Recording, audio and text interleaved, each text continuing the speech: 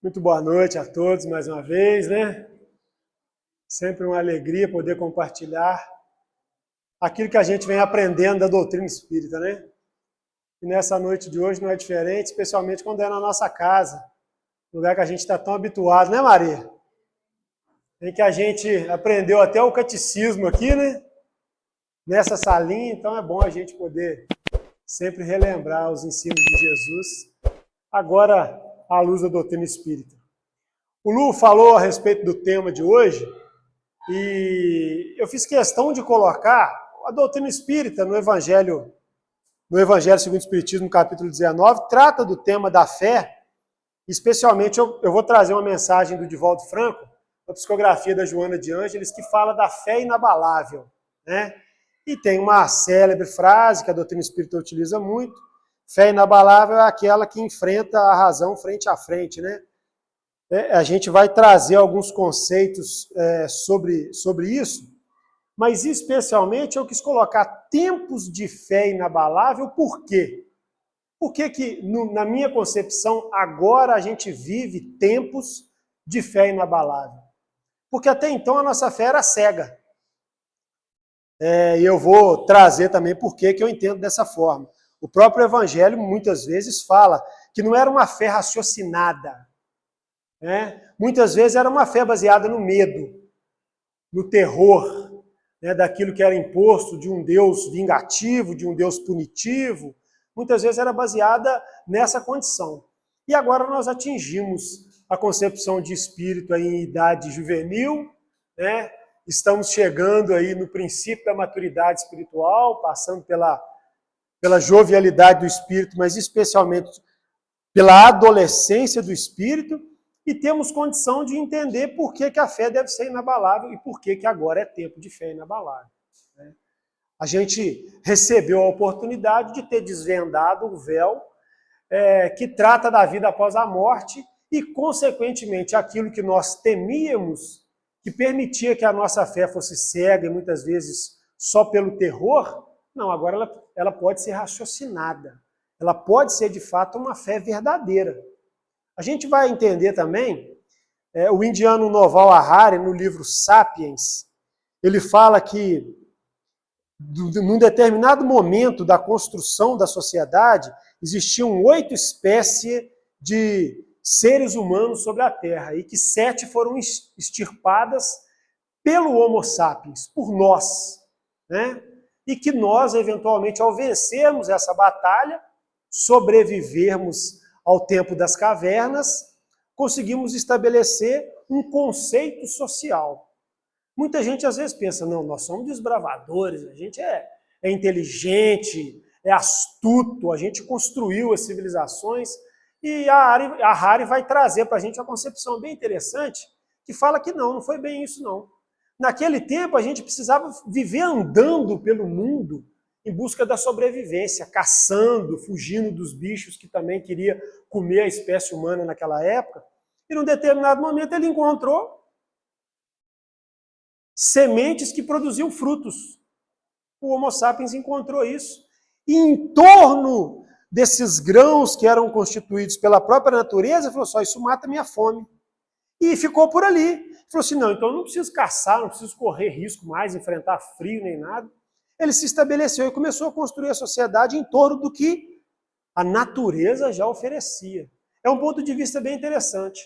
E mais adiante ele fala, inclusive, que nada no mundo é balizado a partir de uma história que foi contada e a gente passou a acreditar. Simplesmente assim. A gente vai entender que as profecias, o que foi dito para Moisés, a vinda de um Messias, foi uma história que alguém sonhou ou alguém ouviu e que as pessoas passaram a acreditar. E construíram a sua fé balizadas naquilo. E assim também éramos nós até conhecer a doutrina espírita. Quantos de nós, vivendo na Igreja Católica, tínhamos medo da justiça divina por conta da concepção de inferno? Não, eu não quero ir para o inferno, então eu vou ser uma pessoa boa. Mas você não tinha uma condição de estruturar a sua fé e dizer, eu preciso ser uma pessoa boa, por quê? Só porque eu não vou para o inferno que eu vou para o céu. Basicamente é isso. E aí quando você aprofundava, e eu sou prova disso, inclusive a própria igreja tem dificuldade de nos trazer a concepção de inferno, e assim também como tem dificuldade de nos trazer a concepção de céu. Será que a gente vai para um céu, que a gente vai ficar lá tocando harpa, andando de tanga para lá e para cá, e não trabalhando e não fazendo nada? Será que a gente vai ser condenado a um inferno, um lugar quente, sombrio, feio, escuro, e Deus nos criou para isso? Então a gente, num determinado momento, quando questionava, nós éramos informados que são mistérios, e que nós não tínhamos condição de entender isso. E a nossa fé ficava balizada, muitas vezes, nesse medo, nesse temor, e sem ser uma fé, de fato, concebida, baseada em fatos. Jesus começou a quebrar essa condição, porque até então Moisés, quando falava da vinda de um Messias, de um Salvador, curiosos escutavam ele. Ele falava de um novo reino, de uma nova concepção para aquilo, né? Mas quando Jesus chegou, e que foi difícil no primeiro momento as pessoas acreditarem, especialmente em Jerusalém, que falava assim, esse aí que é o Messias? Filho do José carpinteiro? Não pode ser. Né? Então, a gente vai entendendo que é difícil para ter fé balizado só nessas condições que a gente até então tinha. O próprio Simão, depois batizado por Jesus de Pedro, só passou a acreditar que Jesus era o Messias quando ele curou a sua sogra. E que ele viu. Vendo ela enferma, com febre, quase morrendo, Jesus impõe a mão sobre ela, cura ela, e aí Simão olha para Jesus absorto, impactado. E ela abre os olhos e começa a conversar, e ele percebe que ela já não tem mais as enfermidades, já não está suando frio. Pô, puxa vida, aí a fé começa a ser de fato uma fé raciocinada. Opa, eu vi, eu acredito agora porque eu vi. E assim somos muitos de nós que, inclusive, só vamos passar a acreditar na doutrina espírita, inclusive, quando nós tivermos a oportunidade de ver alguma manifestação. É comum. Mas a grande maioria das pessoas acaba não vendo porque a doutrina espírita tem um quê de diferente mesmo. Né? Casa espírita séria não vai prender adepto ou interessado em conhecer a doutrina pelo simples fato da manifestação. Não vai. Casa espírita séria não vai. Muito pelo contrário. Só vão ter acesso às manifestações, às comunicações, aqueles que depois de um determinado período tiverem, de fato, adquirido conhecimento, entendido os princípios, os mecanismos da mediunidade e a concepção de que, naturalmente, há essa comunicação com os seres desencarnados. Né? Então, aí a gente começa a entender que a fé deve ser, de fato, inabalável e verdadeira. Por quê? Porque a gente começa a ver, porque a gente começa a acreditar na cura.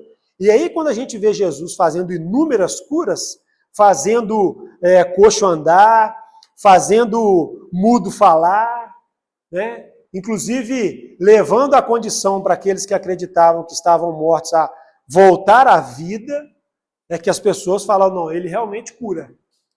Opa, então realmente esse é diferente.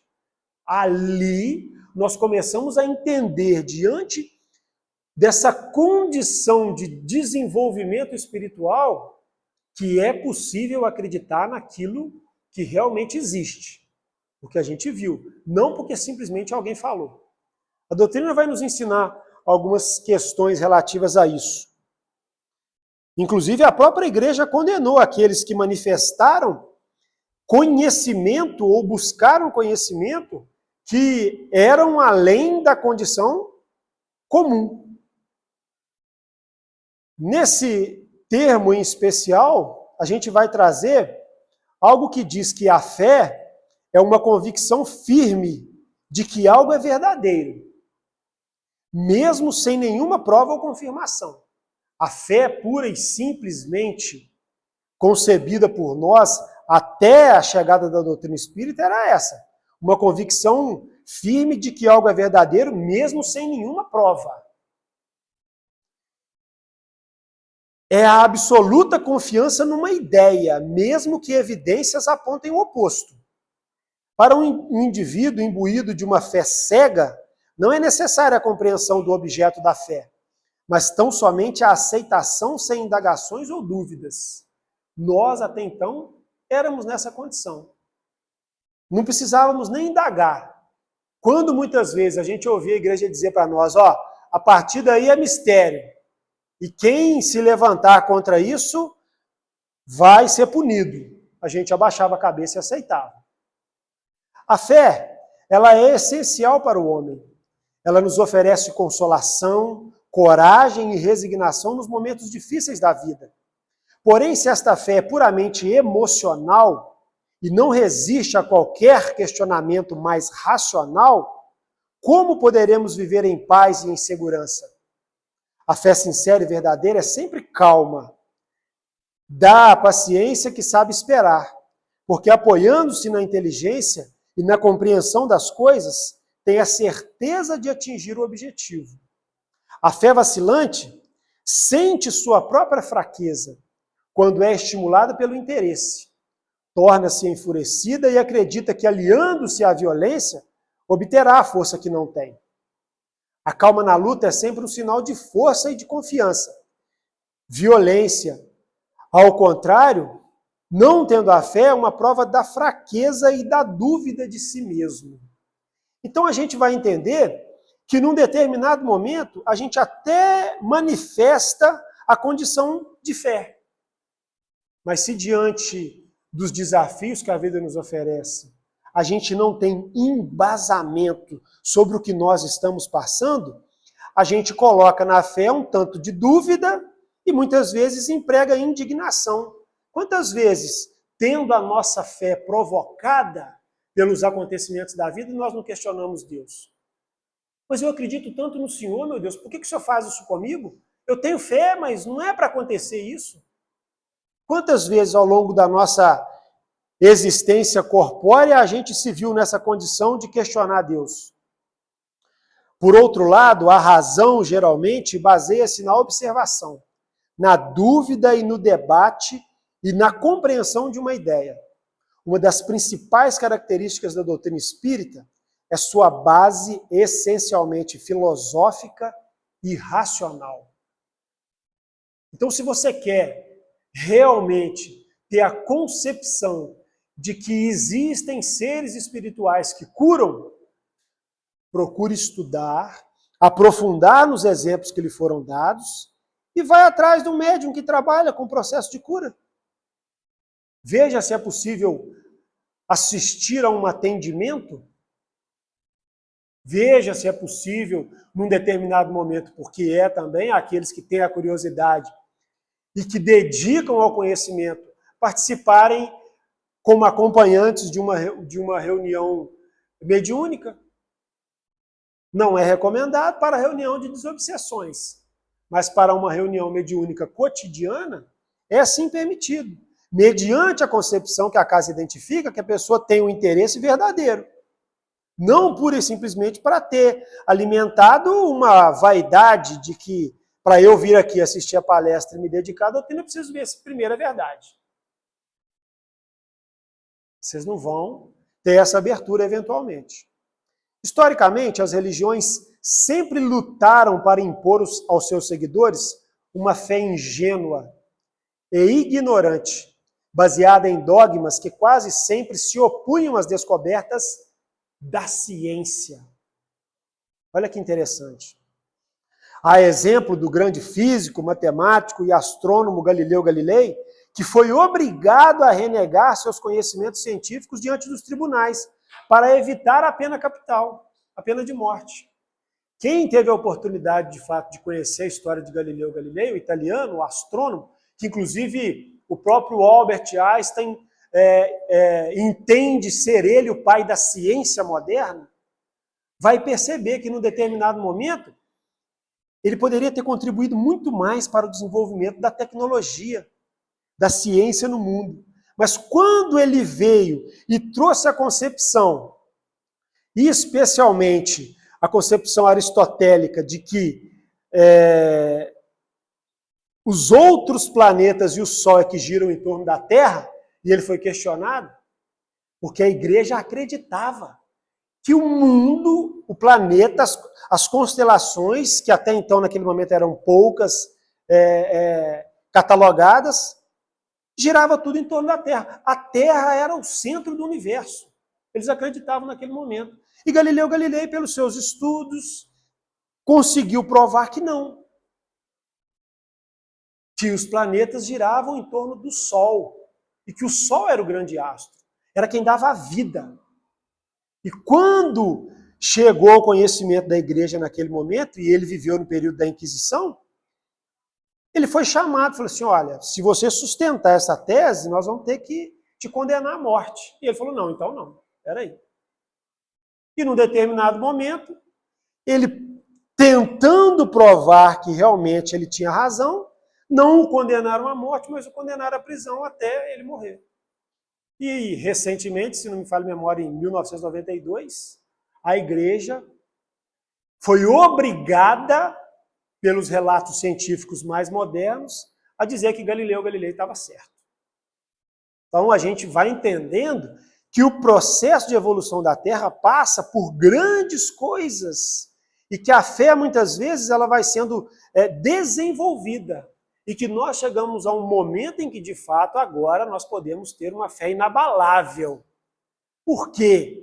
Porque diante dos desafios que a humanidade enfrenta, a gente vai conseguir perceber que faz parte do processo. Que os meus sofrimentos, as minhas dores não são algo aleatórios. E que, de fato, eu, muitas vezes, agi para que hoje elas viessem em retorno baseado na lei de causa e efeito para mim. E a humanidade, inclusive, vive um momento de aprendizado em que a desigualdade é grande, a fome é grande, o sofrimento é grande, em detrimento dos equívocos que cometemos há muito pouco tempo, inclusive contra o próprio Galileu Galilei. Então, por isso, agora a gente vai começar a entender que é tempo de fé inabalável. Ao longo dos séculos, esta mesma fé cega tem alimentado o fanatismo e a intolerância religiosa, levando os homens a cometer crimes brutais, tirando a vida de seus irmãos, em nome de Deus. O poder exercido pela religião ao longo de muitos séculos foi um entrave ao desenvolvimento da ciência e dos avanços tecnológicos. Não fosse a evolução científica diante das descobertas, baseadas em análises racionais, possivelmente ainda viveríamos nas trevas da ignorância. E aí a gente vai começar a entender que a própria igreja foi obrigada a ceder aos ímpetos do sobrenatural. Porque como é que você canoniza alguém? Mediante aos fatos de que a pessoa cometeu bem-aventuranças na terra, como curas, por exemplo. E se teve cura, é algo místico. E se é algo místico, por mais que eles não compreendam a vida após a morte da forma como nós compreendemos, eles acabam afirmando que realmente algo de sobrenatural existe. Né? Se o próprio Jesus curou, se o próprio Jesus manipulou as células e conseguiu trazer melhorias físicas a muitas pessoas no pouco período em que ele esteve aqui. O Espiritismo não acredita no conflito entre a fé e a ciência. Ao contrário, alia-se a esta proclamação uma fé raciocinada, baseada no estudo e na compreensão das ideias, de acordo com as descobertas científicas de sua época. A ciência e a religião são duas alavancas da inteligência humana. Uma revela as leis do mundo material e a outra as leis do mundo moral. Ambas as leis, tendo, no entanto, o mesmo princípio, que é Deus, não podem contradizer-se, visto que se uma contrariar, uma terá necessariamente razão, enquanto a outra não terá, já que Deus não destruiria sua própria obra. Então vocês vão conseguindo entender que num determinado momento nós poderíamos ter avançado muito mais se a própria religião não tivesse impedido tanta ciência. Se a própria religião não tivesse queimado tantas pessoas sábias dizendo que o que eles falavam a respeito do que poderia acontecer no plano astral fosse heresia, fosse um crime contra a própria igreja. que muitas vezes a gente vai perceber que foi necessário a própria Igreja Católica, que aqui a gente cita com todo o carinho do mundo, precisou de se ver desconfigurada, criando aí vertentes de protestantes, de espíritas, perdendo fé, para num determinado momento começar a aceitar algumas coisas, porque até então nem isso eles aceitavam. E muitos até hoje ainda não aceitam. Mas a gente vê padre por aí que tem uma afinidade muito grande com a doutrina espírita. A gente vê até alguns pastores, cabeça mais aberta, porque eventualmente o protestantismo, num determinado momento, ele é mais fechado do que o próprio catolicismo. A gente vai ver que alguns que conseguem compreender, e hoje em dia, para ser sincero para você, alguns amigos psicólogos às vezes até mandam mensagem. Fala assim, ô Léo, é interessante, rapaz, tem uma pessoa aqui que falou que identifica muito com a doutrina espírita e está passando por um tratamento, e eu queria até entender, se você puder me falar, como é que funciona esse mecanismo aí da mediunidade, para eu poder ter uma visão do que esse paciente meu tem. Ou seja, a ciência está chegando perto. A ciência está começando a entender que muitas questões podem ser espirituais e que, na verdade, só somatizam o corpo físico. E que não é questão de ser trabalhada só fisicamente, né? A gente vai ver que os tratamentos, às vezes, precisam envolver ações dramáticas, pesadas. A gente vai ver Chico Xavier, inclusive, numa história muito bonita a respeito de uma criança autista, e é interessante isso porque hoje a gente tem aí um número altíssimo de crianças catalogadas com TDAH, com transtorno de déficit de mental e muitos com autismo, o que na verdade é uma concepção muito natural, mas a ciência ela precisa fazer alguma coisa, e aí ela vai catalogando. Ela fala, esse menino tem dificuldade por causa disso. E aí a gente vai começar a ver também grandes pensadores nesse momento, falando da condição de permitir que essas crianças que se identificam, às vezes com um nicho de trabalho ou de profissão, que sejam concebidas para que se desenvolvam nessa área. É um ponto de vista muito interessante. A gente está vendo agora, a Rosália está aí que é professora, o ensino médio agora aí está com uma nova configuração, como é que chama, Rosália? Novo ensino médio, que direciona mais para questões técnicas, não é isso? E eu, particularmente, estou estudando muito isso nesses últimos dias e que casa um pouco com essa condição. O pai da Gisele Bündchen, por exemplo, fez um estudo baseado nas aptidões que ela tinha e percebeu que ele precisava de permitir que ela se dedicasse àquela profissão, que não era simplesmente só expor a beleza, porque no primeiro momento, para a gente que não sabe, ela foi negada em vários concursos de beleza, porque ela não tinha beleza que adequava ao que eles queriam naquele momento. Tinha um nariz muito grande, era alta demais. E aí o pai dela foi entendendo que ela tinha aptidão nos trejeitos, na condição de posar para as fotos, no gingado que às vezes ela apresentava nos desfiles, e ele fez um estudo, que inclusive virou livro depois, de como identificar e incentivar os indivíduos na qualidade que eles têm mais aptidões. Isso é muito legal, por quê? Se você pegar uma pessoa que é interessada em física, por exemplo, ou em matemática, por exemplo, e a gente vai enxergar muitos jovens que às vezes têm uma facilidade muito grande. Tem até um meme aí que fala, né? Matemática era muito bom quando era 2 mais 2. Aí veio um infeliz e colocou Y, e aí danificou o negócio todo. A gente tem uma dificuldade muito grande de entender isso. E aí eles vão compreender que aquele indivíduo que gosta da matemática e que tira 10 em matemática, quando chega em português, quando chega na gramática, ele tem uma dificuldade absurda.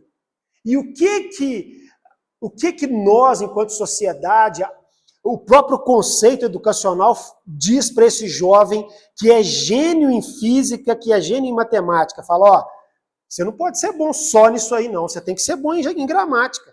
Interpretação de texto, escrever texto, os verbos, os adjetivos. E aí você obriga esse jovem, essa pessoa, a dedicar esforço numa coisa que ele é ruim, que ele não tem aptidão, e ele vai desenvolver aquilo ali sem maestria, porque não é coisa que ele gosta, vai cansar o esforço dele ali, e aí quando ele chegar e falar assim, Não dá. Você tira um que era 10 aqui e um que era 2 aqui, você faz ele ficar 5 e 5, e a sociedade para ela tá bom. Mas para o jovem você às vezes tirou ele do desenvolvimento que, na verdade, ele deveria ser um gênio. Então, a gente vai enxergar que ao longo do tempo, as coisas vão mudando. As coisas vão começando a modificar. E a gente vai ver que, inclusive, hoje os grandes líderes aí já falam isso. Ó, dedica a coisa que você gosta. Porque aí não vai ser trabalho seu. Aí vai ser uma coisa que você faz naturalmente e que o dinheiro vai vir como consequência. Então a gente vai enxergar que isso é um processo de amadurecimento. Não é algo ruim, que é difícil até a gente às vezes tentar trabalhar isso.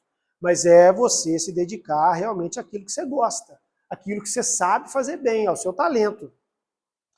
A falta de harmonia e coerência que se acreditou existir entre essas duas ordens de ideias baseia-se num erro de observação e nos princípios exclusivistas de uma e de outra parte.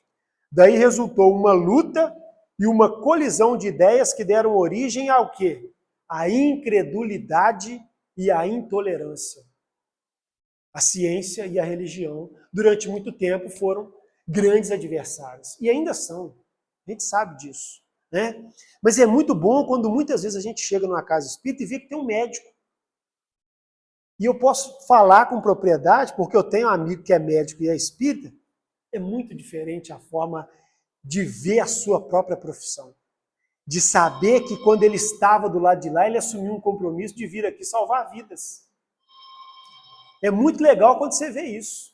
Ao passo que quando você vê um médico puramente materialista, o que ele faz? O paciente sai de lá com uma receita de 12 medicamentos, que eventualmente um causa um efeito colateral naquilo que ele está causando no corpo da outra pessoa.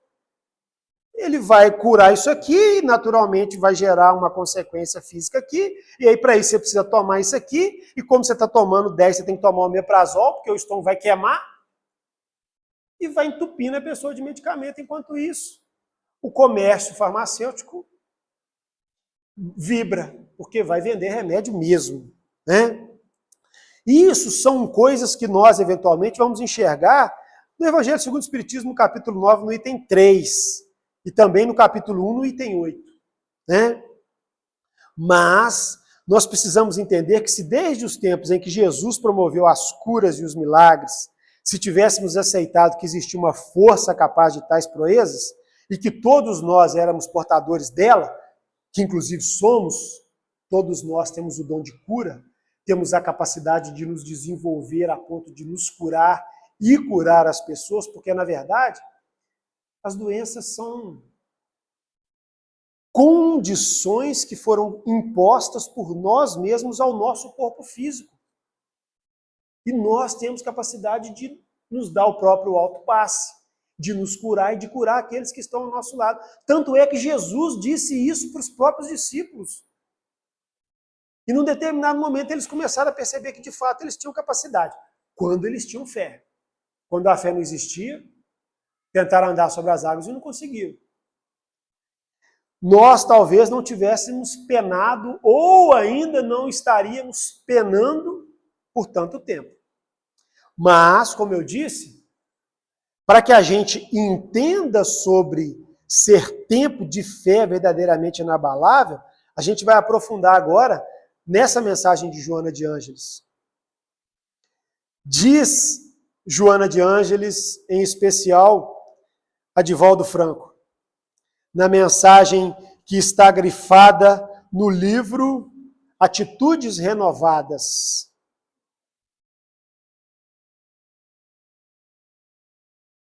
Acreditar em Deus, na imortalidade do espírito, na excelência dos postulados da reencarnação e ainda assim permitir-se abater quando convidado à demonstração da capacidade de resistência é lamentável queda na leviandade ou clara demonstração de que a fé não é real.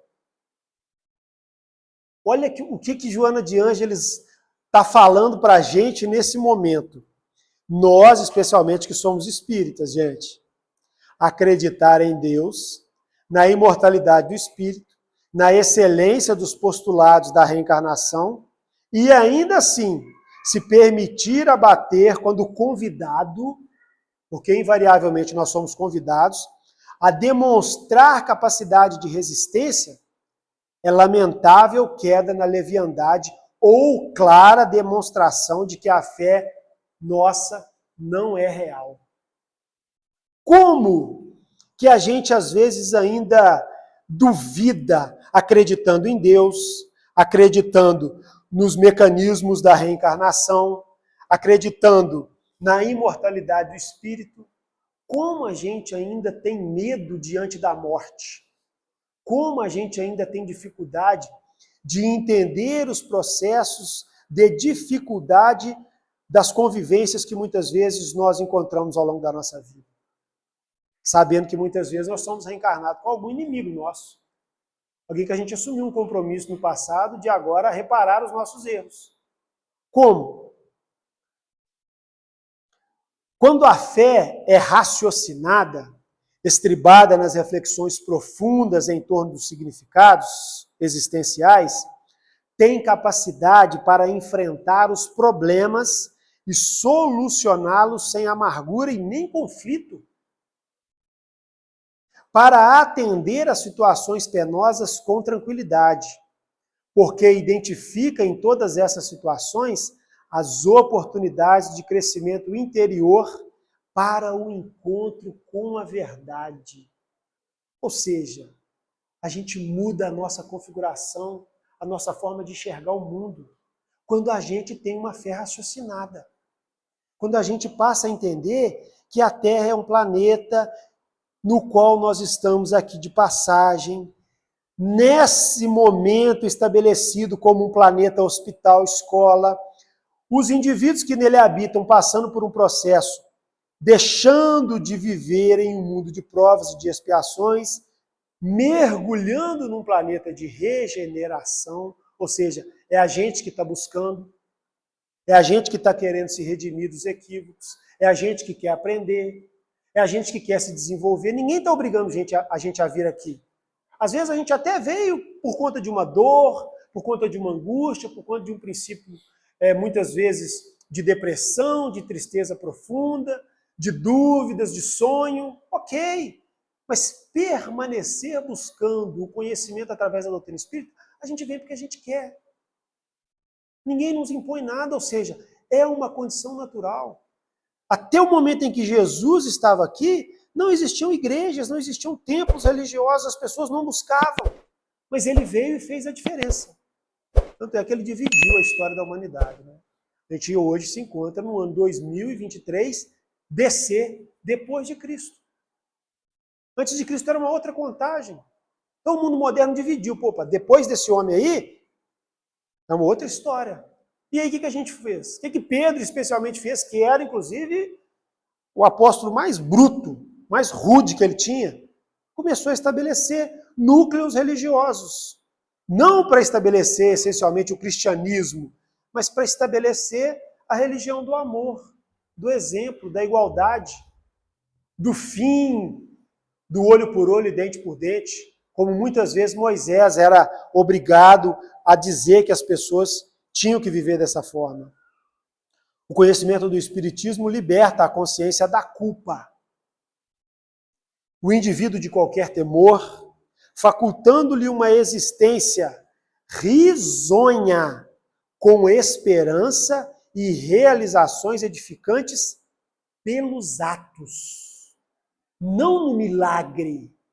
Olha o que é interessante, o que Joana de Ângeles afirma nisso aqui, ó. O conhecimento do Espiritismo liberta a consciência da culpa. O indivíduo de qualquer temor, facultando-lhe uma existência risonha, com esperança e realizações edificantes pelos atos. A gente vai parar de acreditar no milagre. Inclusive ter a noção exata de que a condição de cura ela só vai se estabelecer quando houver merecimento. Ou quando a própria doença tiver cumprido com a sua obrigação de nos ensinar sobre o erro que nós cometemos. Por que tem gente que cura do câncer? Tem gente que morre por causa do câncer. Porque a doença precisa estabelecer a sua condição de aprendizado. E a própria doença, assim como o Chico mesmo falava, é a cura. Não é que eu estou doente porque eu sou ruim. Num determinado momento, eu fiz mal a alguém ou a mim. E eu fiquei doente. E doente, eu estou me curando do próprio erro cometido. Quando terminar, quando a doença cumprir com o seu papel, e que talvez seja o desencarne, ou até a reencarnação, ainda com resquício da dor, da doença, eu vou estar automaticamente eliminando a minha culpa diante do erro cometido. Então, muitas vezes a gente vai entender isso. Ó, descobriu qual que é a condição da doença. Ok, vai curar? Não. Vai curar no momento em que a própria doença estabeleceu o aprendizado. E o que é, muitas vezes, esse aprendizado? O arrependimento. Quebrar o coração gelado que muitas vezes se tinha. Reconhecer que, num determinado momento, eu não tenho capacidade de fazer a transformação que eu estou desesperadamente esperando. Que vai acontecer no processo desencarnatório. Que vai acontecer. E aí a gente, às vezes, até tem dificuldade de entender, porque nem todo mundo acredita na vida após a morte. Né? Assim, nós vamos enxergar aquele que se suicida, por exemplo, pelo processo de enforcamento. Eu costumo sempre dizer isso. O sujeito suicidou por enforcamento. Ele estabeleceu a condição de romper os laços perispirituais que uniam o corpo ao espírito. E no rompimento desse laço que une o corpo ao espírito, ele danificou a sua morada física. Por quê? Por que danifica? Imagina o que acontece com o sistema nervoso do indivíduo que morre por enforcamento. Ele dá um choque. Ele faz com que o espírito seja arrancado do corpo de uma força sobrenatural. E assim os relatos retratam de fato isso. Os livros que a doutrina espírita traz, que falam da condição do suicida, como tem muitos livros que falam sobre isso, fala do choque que há e automaticamente o corpo físico torce-se. O coração fica abalado, os membros eles são totalmente alterados, a visão, o rosto, a própria consciência, o próprio cérebro fica danificado. Como que esse espírito parte para o plano espiritual? Nessa mesma condição. Vivendo a agrura desse choque tão forte que ele deu. Porque se você for olhar o desencarne do Chico Xavier, como é que ele fez? Ele deitou na caminha dele, no quarto simples dele, o corpo ficou lá e ele simplesmente fez assim, ó. Despediu do corpo. De forma suave, leve, natural. Mas o que acontece quem acaba cometendo suicídio? Danifica o corpo. E aí ele volta para o plano espiritual nessa mesma condição. E aí a gente vai enxergar, naturalmente, o processo reencarnatório, apresentando a condição física pertinente ao mesmo estado em que ele se encontrava. Por isso que muitas vezes a gente vai enxergar fetos com anomalias, sejam elas cerebrais, sejam elas cognitivas, sejam elas de funcionamento biológico. Por quê? Porque danificou. Da mesma forma, aquele que suicida por ingestão de organofosforado, de chumbinho, vai danificar o seu organismo. Por isso que a gente encontra muita gente nessa condição. Num primeiro processo reencarnatório, a gente vai enxergar esse indivíduo, muitas vezes, sem condição, inclusive, para poder se alimentar.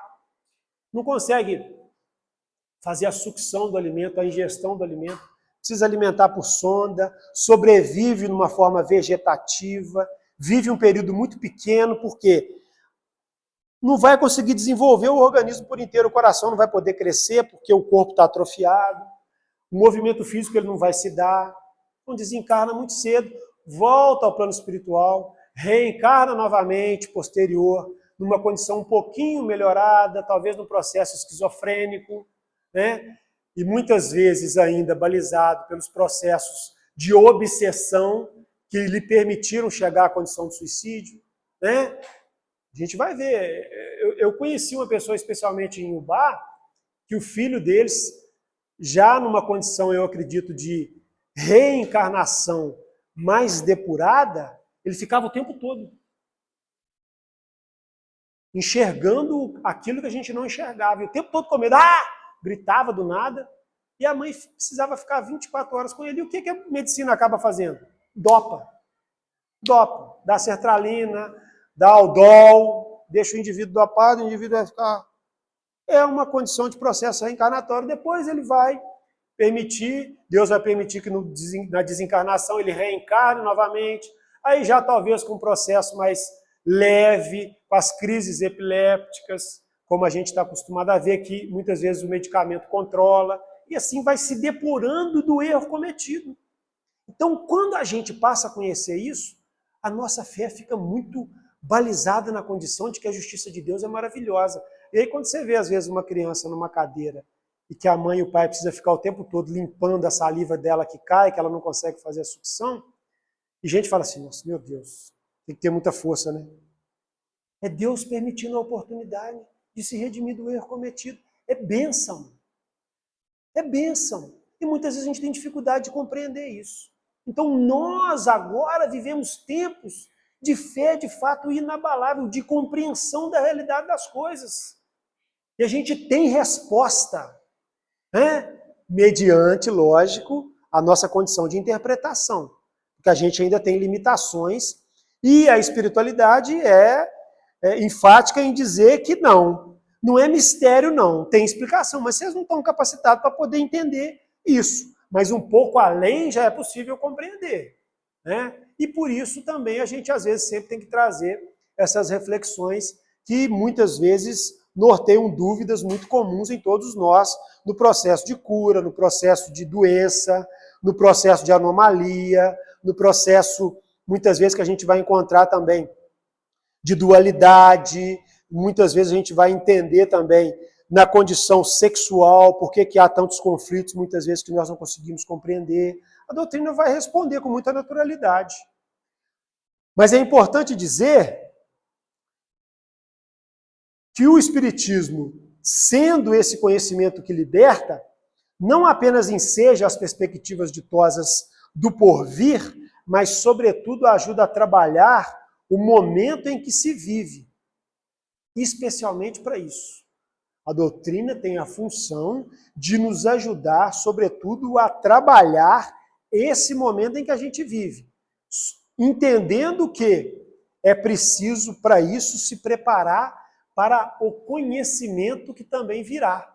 Tem muita coisa que a gente precisa conhecer. Tem muita coisa que nós ainda não temos capacidade de entender. A gente tem dificuldade, por exemplo, de entender de fato o que é o amor.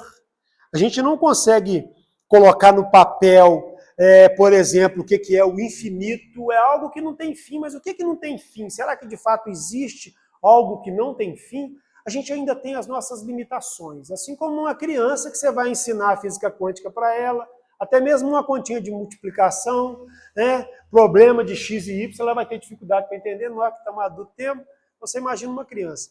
Mas, sobretudo diante das dúvidas, dos questionamentos que nós temos hoje, nós temos respostas. E a doutrina espírita nos traz essa concepção de entender que agora é tempo de fé e essa fé precisa ser, de fato, inabalável. Nós precisamos entender que dor passa, que dor é aprendizado, que o distanciamento é importante num determinado momento para a gente compreender que nós temos capacidade de nos reconstruir mediante a perda de alguém, mediante as desilusões que a gente eventualmente possa viver. Nós temos capacidade de nos refazer, de nos reconstruir e, sobretudo, caminhar risonho, como a própria doutrina espírita nos orienta, com esperança, entendendo que esse mundo foi destinado para ser um mundo de bem-aventuranças. Só que nós ainda estamos tendo um pouquinho de dificuldade. Mas, automaticamente, as coisas vão apertando também. Por isso que as revelações vão acontecendo. E nós não podemos nos furtar a oportunidade de quê? De amadurecer emocionalmente. Isso é uma realidade. Nós não podemos nos furtar a oportunidade de amadurecer emocionalmente. Eu sempre falo isso. Não tem coisa pior do que adulto problemático. Não tem.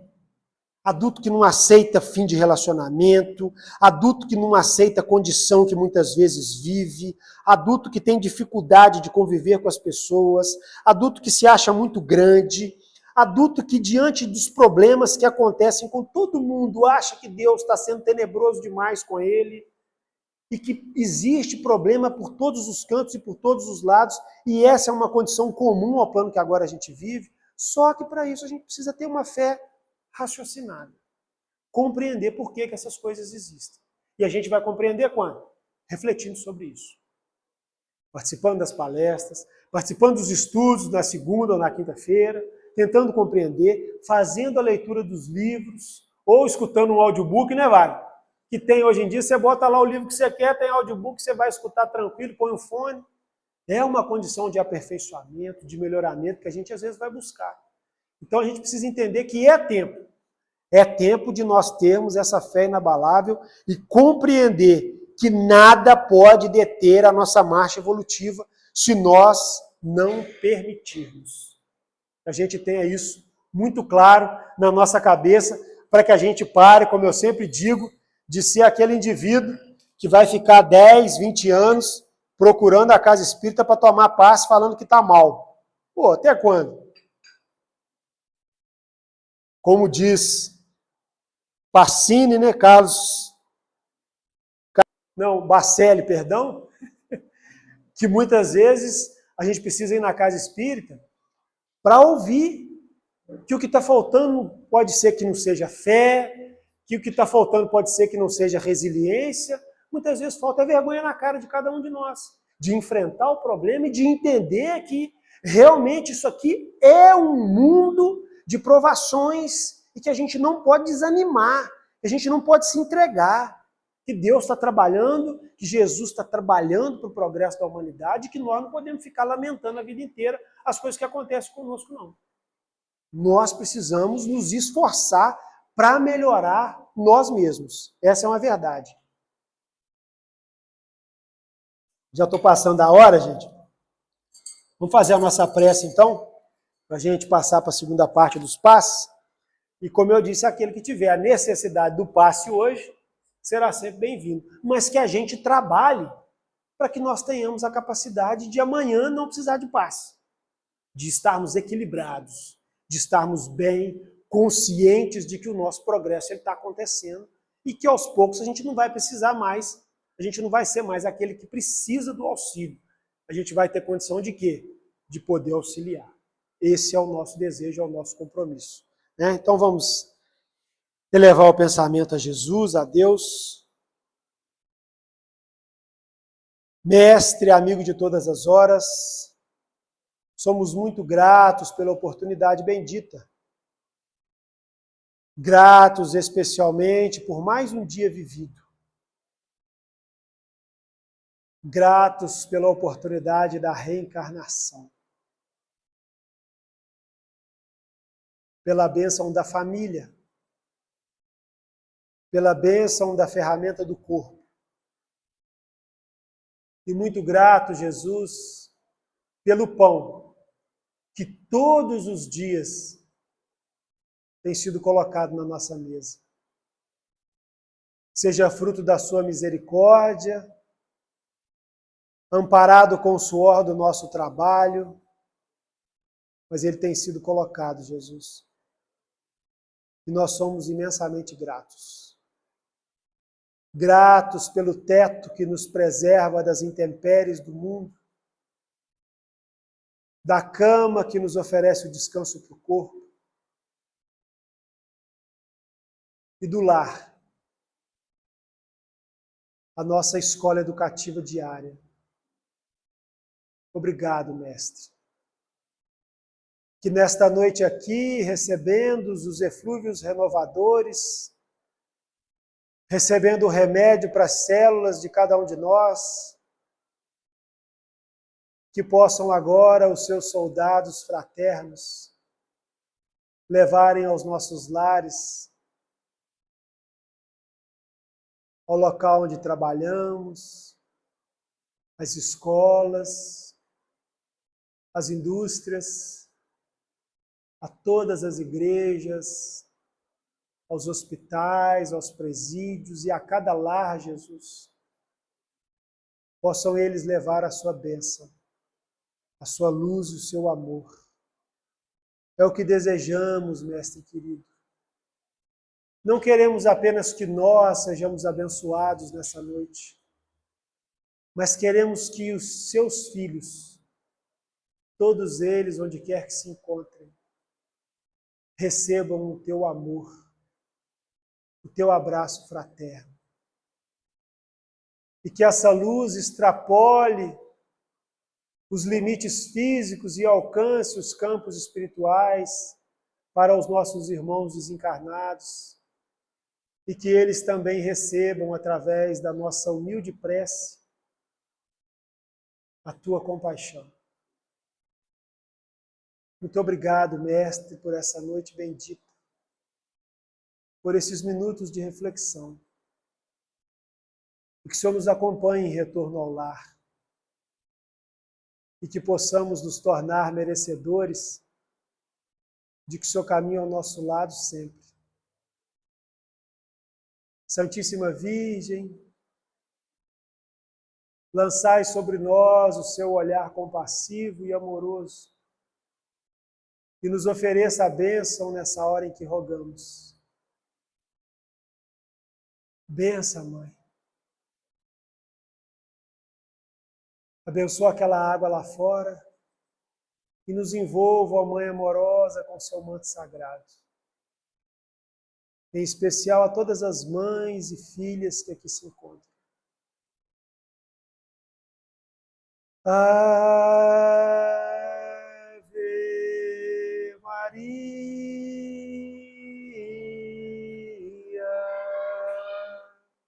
Virgem do céu, Santa de amor, tens em vosso olhar toda a ternura da luz que brilha no olhar do Senhor. Venha a nós as graças que esplendem de vós. Venha a nós vosso amor. Dai-nos paz, amor e felicidade aqui na terra onde vivemos ao léu. Fazei triunfar no mundo a verdade, ó vós que sois a rainha dos céus. Ave Maria,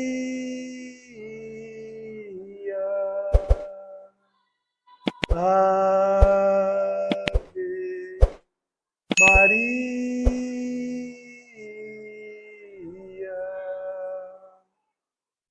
Assim seja, gente. Obrigado a todos pela atenção, tá?